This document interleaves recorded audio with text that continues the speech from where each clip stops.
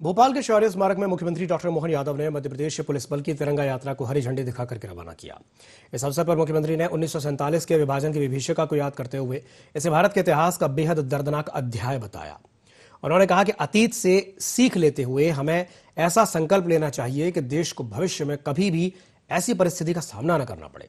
मुख्यमंत्री ने स्वतंत्रता सेनानियों और शहीदों के बलिदान को नमन करते हुए कहा कि भारत आज दुनिया के सामने एक सामर्थ्यशाली राष्ट्र के रूप में आगे बढ़ रहा है। उन्होंने 2047 तक भारत को विश्व का नंबर 1 देश बनाने का संकल्प दोहराया। मुख्यमंत्री ने तिरंगा यात्रा में शामिल पुलिस जवानों को शुभकामनाएं देते हुए कहा कि यह यात्रा लोगों में देशभक्ति, राष्ट्रीय एकता और राष्ट्र गौरव की भावना को मजबूत करने का संदेश देगी।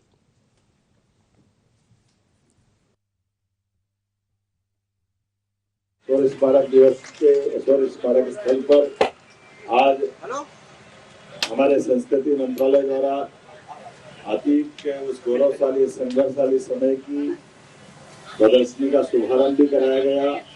हमारे पुलिस के जाबाज जवान अपनी देशभक्ति और जनसेवा के संकल्प के साथ भोपाल की गलियों के शहरों के अंदर शहर के साथ अपनी विभाजन की विभीषिका के दिवस के अवसर पर परमात्मा से कामना करते हैं कि दोबारा भारत में कभी ऐसी कोई घटना न हो जब भारत को अपने ही अंगों को अपने से अलग करना पड़े।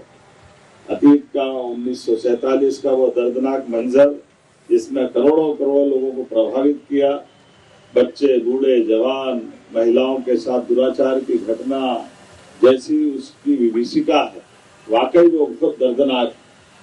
इतिहास की इतनी बड़ी विभीषिका 1000 साल में नहीं हुई जितना बड़ा दर्द भारत ने झेला था। और हम सब जानते हैं तथाकथित उस समय के अंग्रेज और कांग्रेस के लोगों ने मिलकर के उस समय अगर आजादी के संघर्ष को ठीक से और हैंडल किया जाता तो ऐसा माना जा सकता था कि शायद ये बंटवारा भी टल सकता था। लेकिन अतीत की बात अतीत तक छोड़ते हुए हम सब संकल्प करें और हमारे लिए यशस्वी प्रधानमंत्री के नेतृत्व में जिस प्रकार से भारत अपनी गति प्रगति के साथ दुनिया के सामने सामर्थ्यशाली भारत के रूप में बना, हमें गर्व है। हमारे हुतात्माओं ने, सभी स्वतंत्रता सेनानियों ने, सबने अपने जिस प्रकार का योगदान आजादी को दिलाने के लिए दिया था। 12 साल का समय माननीय प्रधानमंत्री का हुआ है, लेकिन जीवन के सब क्षेत्रों के अंदर भारत की साख भी, भारत की झांक भी जिस प्रकार से निकल के आई है, हम सब मिलकर के कामना करें, परमात्मा करें, भारत अपनी मूल धारा को प्राप्त करते हुए अमृत काल 2047 तक जब इस आजादी की 1 शतक पूरी होगी तब भारत दुनिया के सामने सामर्थ्यशाली भारत के रूप में अपनी पहचान बनाएगा, विश्व का नंबर 1 देश बनेगा। इस संकल्प के साथ हमारे सारे पुलिस जवान इस यात्रा में जो शामिल हो रहे हैं, मेरी अपनी ओर से सबको बधाई।